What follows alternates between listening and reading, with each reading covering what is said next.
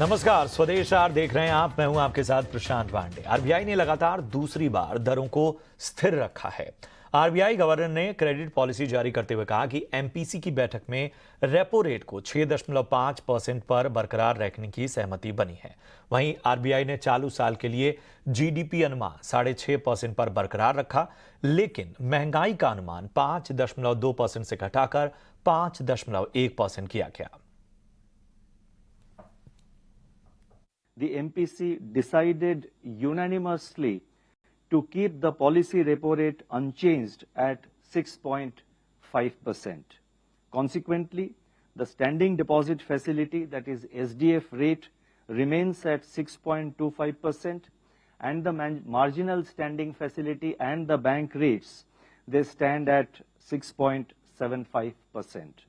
The MPC also decided by a majority of 5 out of 6 members to remain focused on withdrawal of accommodation to ensure that inflation progressively aligns with the target while supporting growth. Headline CPI inflation has come down during March-April 2023 to 4.7% in April, the lowest reading since November 2021. Monetary policy tightening and supply-side measures contributed to this process. The easing of inflation was observed across food, fuel, and core, that is the CPI excluding food and fuel categories. That means all categories of headline inflation witnessed easing of the inflation pressures. Going forward, with the recent Rabi harvest remaining largely immune to adverse weather events, the near-term inflation outlook looks more favorable than at the time of the last MPC meeting in April. Taking into account these factors and assuming a normal monsoon, CPI headline inflation is projected at 5.1% for 23-24, with Q1 at 4.6%, Q2 at 5.2%, Q3 at 5.4%, and Q4 at 5.2%. The risks are evenly balanced. India's real gross domestic product, that is real GDP, recorded a growth of 7.2% in 2022-23. Stronger than the earlier estimate of 7%. It has surpassed its pre-pandemic level by 10.1%. Real GDP growth in the fourth quarter of 22-23 accelerated to 6.1% year-on-year from 4.5% in the third quarter of last year, aided by fixed investment and higher net exports. Looking ahead, higher Rabi crop production, expected normal monsoon, continued buoyancy in services, and softening inflation should support household consumption. On the other hand, given the healthy twin balance sheets of banks and corporates, supply chain normalization, and declining uncertainty, conditions are now favorable for the capex cycle to gain momentum. The real GDP growth for 2023-24, that is for the current year, is projected at 6.5%, with Q1 at 8%, Q2 at 6.5%, Q3 at 6%, and Q4 at 5.7%, with risks evenly balanced. और RBI ने लगातार दूसरी बार दरों में इजाफा नहीं किया है। इसके साथ ही 16 दिनों के अंदर 2000 रुपए के जो 50% नोट्स थे वो बैंकिंग सिस्टम में वापस आने की बात भी कही गई है। आरबीआई मॉनेटरी पॉलिसी की बैठक में और क्या कुछ सामने निकल कर आया, बता रहे हैं अंकुर मिश्रा। जी हाँ, reserve bank of India governor ने अनाउंस किया कि जो पॉलिसी रेट्स हैं वो अभी भी अनचेंज रहेंगे 6.5% पे, मतलब जो बाकी अलाइन रेट्स हैं वो भी उसी जगह बने रहेंगे। लेकिन ये साफ किया है कि फ्यूचर में अगर कोई एक्शन लेने की जरूरत पड़ी तो वो जरूर लिए जाएंगे। अभी भी जो इन्फ्लेशन है वो उनके कंफर्ट जोन से बाहर है, मतलब 5.2% का टारगेट जरूर दिया है, लेकिन जो कोशिश है वो यही है कि अलाइन किया जाए इन्फ्लेशन को 4% के आसपास, और वो अभी तक अलाइन नहीं हुआ है। ये बार बार गवर्नर ने साफ किया। तो किसी भी तरीके से ये जो पॉज है ये नहीं समझा जाए कि आरबीआई आगे एक्शन नहीं लेगा। इसके अलावा लिक्विडिटी मैनेजमेंट पे भी reserve bank of India governor ने साफ किया है कि यहां पर जो भी जरूरी कदम है वो लिए जाते रहेंगे। हाल ही में कुछ ओएमओस कंडक्ट किए गए थे, इसी तरीके के जो लिक्विडिटी मैनेजमेंट के स्टेप्स हैं वो कंटिन्यू रहेंगे। रिजर्व बैंक ऑफ इंडिया ने कुछ इंपॉर्टेंट डिटेल्स भी दिए 2000 रुपए के नोट पर, और यहां पर बोला है कि जो 50% तक नोट्स हैं वो ऑलरेडी सिस्टम में वापस आ चुके हैं, मतलब कि 3.62 लाख करोड़ जो 2000 रुपए के नोट्स थे मार्च 2023 तक, उसमें से 1.82 लाख करोड़ ऑलरेडी सिस्टम में है, और उसमें 85% लोगों ने बैंकों में ये पैसे डिपॉजिट किए हैं। तो ये एक तरीके से बैंकों के लिक्विडिटी मैनेजमेंट के लिए काफी बेहतर रहेगा। इसके अलावा कुछ जरूरी अनाउंसमेंट्स भी किए हैं गवर्नर ने। यहाँ पर बोला गया है कि जून 7, 2019 का जो सर्कुलर है वहाँ पर जो सेटलमेंट के नॉर्म्स है वहाँ पर एक और उसको डिटेल किया जाएगा। कुछ ही दिनों में वो सर्कुलर आएगा। साथ ही साथ फर्स्ट लॉस्ट डिफॉल्ट गारंटी जो FLDG है जिसकी बहुत दिनों से कंपनीज मांग कर रही थी, वहां पर एक सहमति बनती हुई नजर आई है, और रिजर्व बैंक ऑफ इंडिया ने बोला है कि वहां पे भी रेगुलेशन जारी होगा ताकि बैंक इस तरीके की जो सुविधा है उससे परहेज न करें, और जो लेंडिंग कंपनियां हैं उनके साथ मिलकर ये फर्स्ट लॉस डिफॉल्ट गारंटी जो स्कीम है उसको अप्लाई कर पाए।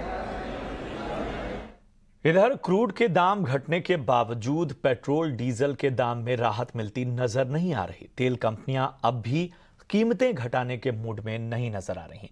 पूरी खबर बता रहे हैं प्रकाश प्रियदर्शी। देखिए, क्रूड ऑयल की कीमतों में लगातार कमी की वजह से सरकार के अंदर इस बात की सुगबुगाहट शुरू हो गई है कि अब पेट्रोल डीजल की कीमतों में कटौती के बारे में सोचना चाहिए, क्योंकि ऑयल मार्केटिंग कंपनीज का जो फाइनेंशियल कंडीशन है वो पहले से बेहतर हुआ है। लास्ट क्वार्टर में उनका जो फाइनेंशियल रिजल्ट रहा है वो काफ़ी बेहतर रहा है, उन्होंने काफ़ी प्रॉफिट कमाया है। पेट्रोल डीजल की बिक्री पर कोई अंडर रिकवरी नहीं है, इनफैक्ट पेट्रोल की बिक्री पर उन्हें काफ़ी प्रॉफिट हो रहा है।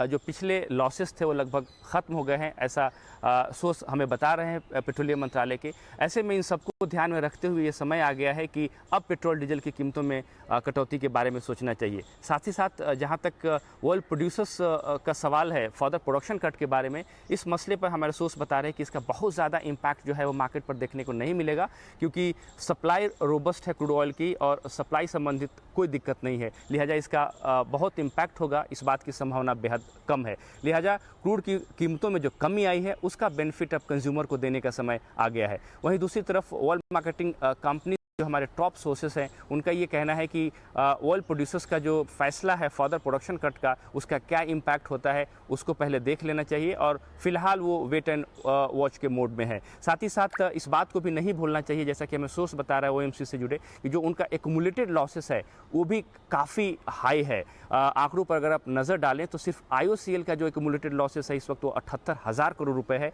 और ओवरऑल इंडस्ट्री की बात करें तो 1.64 लाख करोड़ है। तो OMC का कहना है कि इस फैक्टर को भी ध्यान में रखना चाहिए, और प्राइस कट से संबंधित कोई भी फैसला लेने से पहले हर एस्पेक्ट को जो है वो ध्यान में रखना ज़रूरी होगा। तो इंटरेस्टिंग डेवलपमेंट है। एक तरफ सरकार पेट्रोलियम मंत्रालय ये चाहती है कि अब कीमतों में कटौती करनी चाहिए, वहीं OMC का मानना है कि अभी भी उनका एक्यूमुलेटेड लॉसेस है वो काफ़ी हाई है।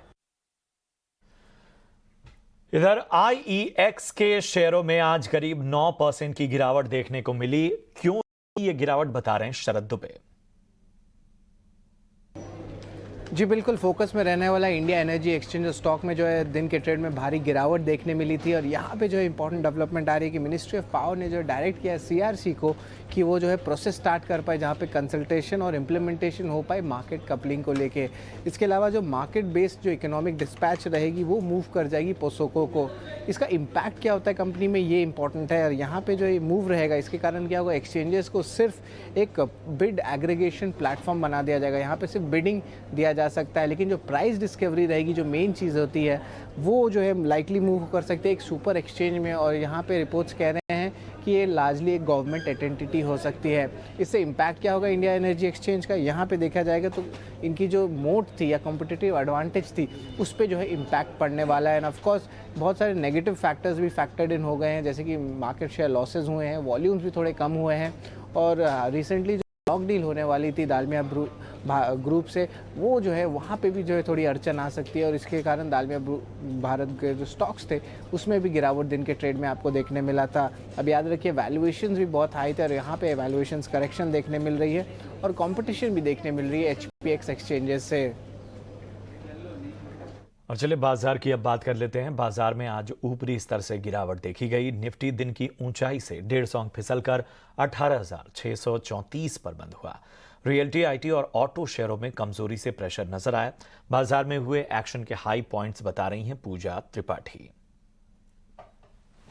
आज एक बड़ा इवेंट था, आरबीआई की पॉलिसी आई जिसमें कि दरों में कोई बदलाव नहीं हुआ, और पॉलिसी के बाद हमने देखा कि हल्की तेजी देखने को मिली, लेकिन फिर ऊपरी स्तरों से गिरावट हावी थी बाजार में और मुनाफा वसूली देखने को मिली। निफ्टी 18,650 के नीचे बंद हुआ, वहीं सेंसेक्स में करीब 290 अंकों की देखने को मिली है, और मिड कैप स्मॉल कैप में से भी यहाँ पर दबाव ही नजर आया। अगर एडवांस डिक्लाइन रेशियो देखेंगे तो बाजार बंद होते होते मार्केट ब्रेथ भी नेगेटिव हो गई। सुबह हमने देखा था कि हर एक बढ़ने वाले शेयर के सामने 2 शेयर हरे निशान में कारोबार कर रहे थे, लेकिन फिर वो उलट आंकड़ा पूरा उल्टा हो गया बाजार बंद होते होते, और फिर एक बढ़ने वाले शेयर के सामने 2 शेयर ऐसे थे जो कि गिरावट के साथ कारोबार कर रहे थे। तो मुनाफा वसूली आज हावी थी दिन भर, और बैंक निफ्टी में देखेंगे तो 12 में से 10 शेयरों में गिरावट देखने को मिली।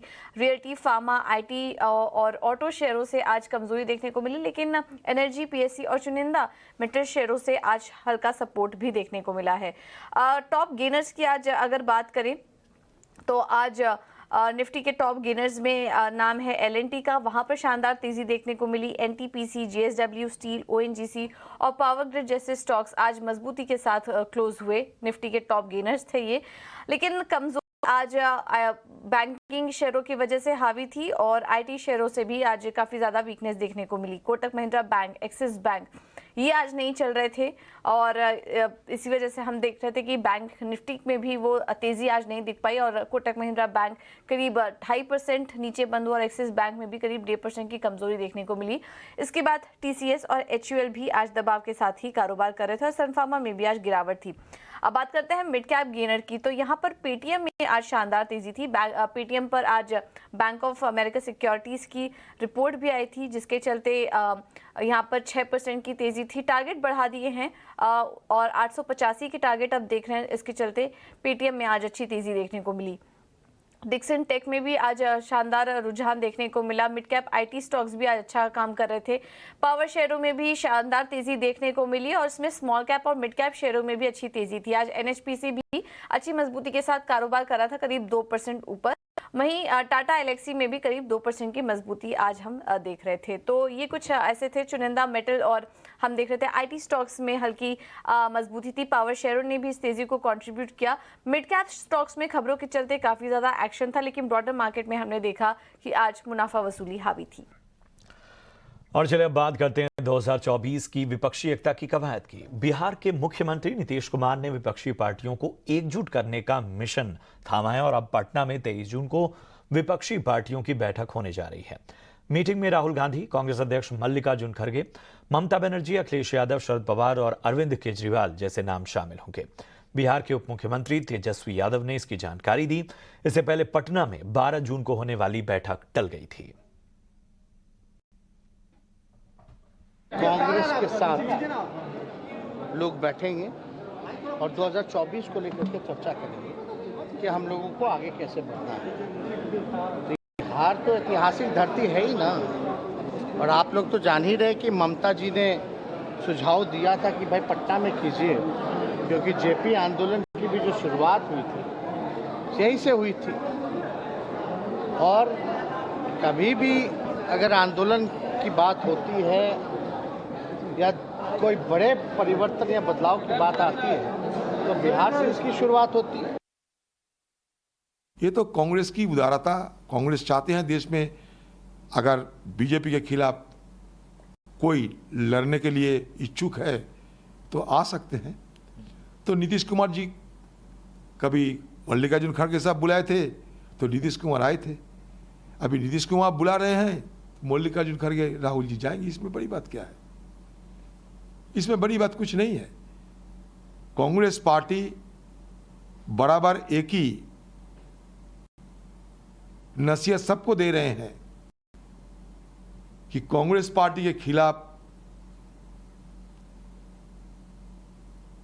राजनीति करने की बजाय आज की सत्ताधारी पार्टी के खिलाफ संघर्ष करना जरूरी है। और चलिए अब बात मानसून की। 7 दिन देर से ही सही लेकिन केरल में मानसून ने दस्तक दे दी है। राज्य में बारिश का दौर भी शुरू हो गया है, लेकिन मौसम विज्ञान विभाग की जानकारी के मुताबिक चक्रवात बिपरजॉय के वजह से शुरुआत में मानसून के हल्का रहने की संभावना है। मानसून की केरल में एंट्री और आगे की रफ्तार पर हमने IMD के DS पई से खास बातचीत की। देखिए, लास्ट 2-3 दिन से मानसून साउथ ईस्ट अरेबियन सी में वेट कर रहा था केरल में सेट होने के लिए। जैसे आपने बताया, जो साइक्लोनिक सिस्टम है बिपरजॉय के कारण लास्ट 4th, 5th, 6th ये 3 दिन में थोड़ी मानसून में वीकनेस हुई। इसके कारण इंस्पाइट ऑफ अच्छी बारिश मिली 4th को केरल में। जो विंड कंडीशंस सेटिस्फाई नहीं हुआ, इसलिए हम लोग ऑनसेट डिक्लेयर नहीं कर पाए। लेकिन एक बार ये सिस्टम थोड़ा फर्दर नॉर्थ होने के बाद ये मानसून फ्लो के साथ डिटैच हो गया। हमने देखा कि लास्ट ऑलमोस्ट 24 to 36 आवर्स में विंड फ्लो लो लेवल में बहुत स्ट्रांग हो गया, ऑलमोस्ट 20 नॉट्स के आसपास आ गया। Depth of westerly monsoon westerly up to mid tropospheric level तक आ गया। साउथ ईस्ट अरेबियन सी में अच्छी क्लाउडिंग मिली। इसके वजह से हम लोग देखा कि लास्ट 2 दिन में केरल में ऑलमोस्ट वाइड स्प्रेड बारिश मिली। इसलिए आज मानसून का ऑनसेट हुआ केरल में। इसके साथ साथ जो remaining parts of south east Arabian sea, south Tamil Nadu region, थोड़ा south bay of Bengal, central bay में और साउथ ईस्ट बे में भी मानसून का प्रोग्रेस हुआ है। नेक्स्ट 24 to 48 आवर्स में ये एक्सपेक्टेशन है हमारा कि monsoon along the west coast पूरा केरल में अभी जो रिमेनिंग बहुत छोटा पार्ट है नॉर्दर्न पार्ट वो भी कवर होगा। इसके साथ साथ साउथ कर्नाटका में भी प्रोग्रेस होगा और कुछ और जो एरिया में तमिलनाडु का और बे ऑफ बंगाल में भी थोड़ा और एरिया कवर करेगा। इसके साथ साथ some parts of north east India में भी मानसून का प्रोग्रेस होगा। इसके बाद जो वेस्ट कोस्ट में प्रोग्रेस थोड़ा स्लो हो सकता है, मेनली बिकॉज ऑफ जो साइक्लोन ये जो बिपरजॉय है। लेकिन नॉर्थ ईस्टर्न पार्ट में अभी ये जो बे ऑफ बंगाल बहुत एक्टिव है मानसून का, इसलिए उधर थोड़ा उसके बाद भी थोड़ा प्रोग्रेस हो सकता है। लेकिन जब ये सिस्टम 10 तारीख के बाद 10 तक ये पीक में आएगा स्ट्रेंथ लो प्रेशर ये साइक्लोन का, उसके बाद स्लोली वो वीक होने शुरू करेगा। लैंडफॉल का अप्रोच करते करते बहुत वीक होने शुरू करेगा। इसके साथ साथ थोड़ा मानसून प्रोग्रेस भी बाद में वेस्ट कोस्ट में प्रोग्रेस होने की संभावना है।